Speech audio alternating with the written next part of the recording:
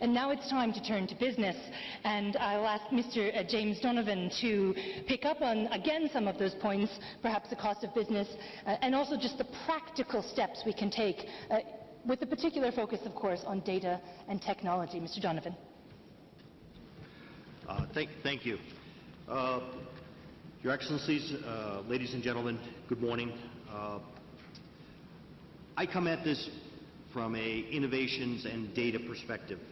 We've evolved a business over 20 years to help people make investment decisions by using data, from governments to coalitions to individual corporations. Simple two things: we give visibility, we help people make smarter decisions. Why are we here as a company that was created in the South, founded in the Philippines?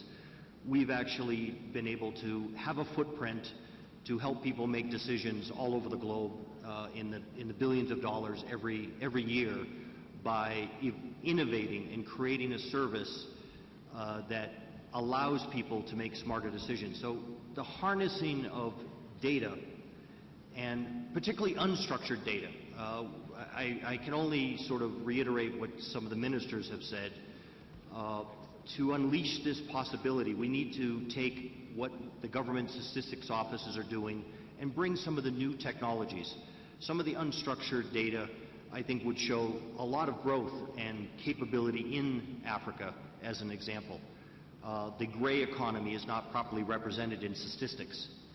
This needs to be brought in to give visibility, because I believe if people had the full story, they'd fully understand how Africa can not only take a place in people's portfolio, but add more to direct investment. We are facing the greatest societal challenge in managing planetary boundaries. The 2030 Agenda is not just a roadmap, but a radically new way of combining technology, business model, innovation to create new industries and exponential growth.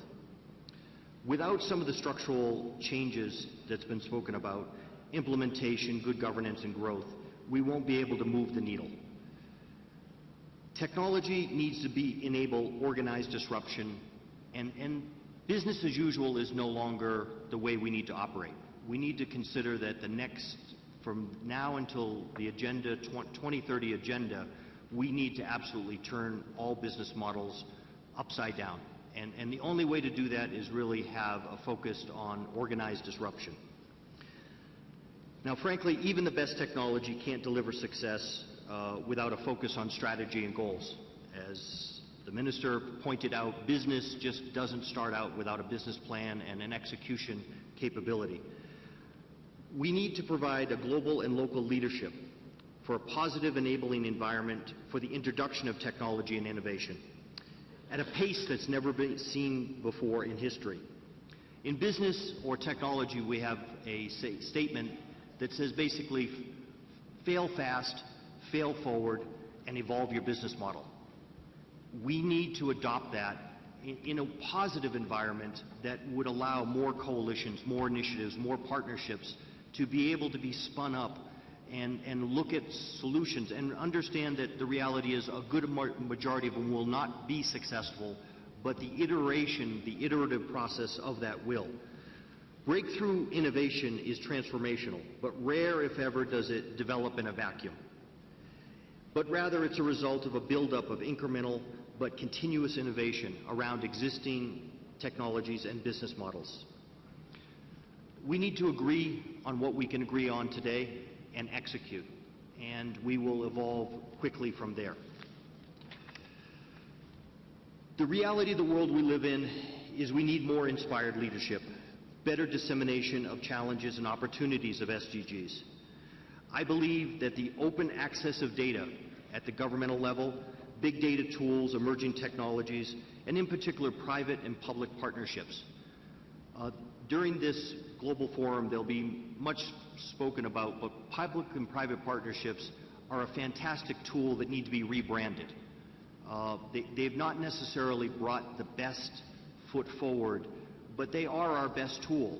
And the next generation of PPPs absolutely have the capability to deliver technology and bridge the gap of innovation but not the way that they were delivered before. We need to have civil society engagement.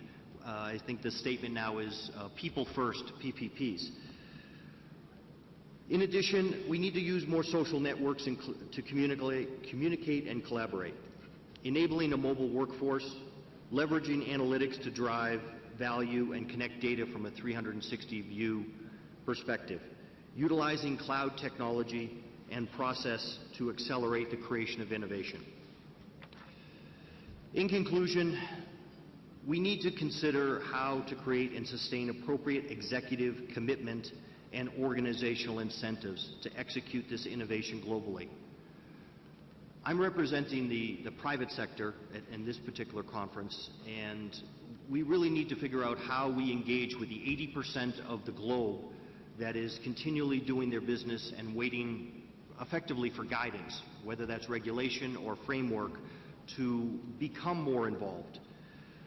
To that end, we have teamed with the UN to spin up an initiative called the Global CEO Alliance to bring technology and innovation so that CEOs can truly see the opportunity and challenges of the SDGs.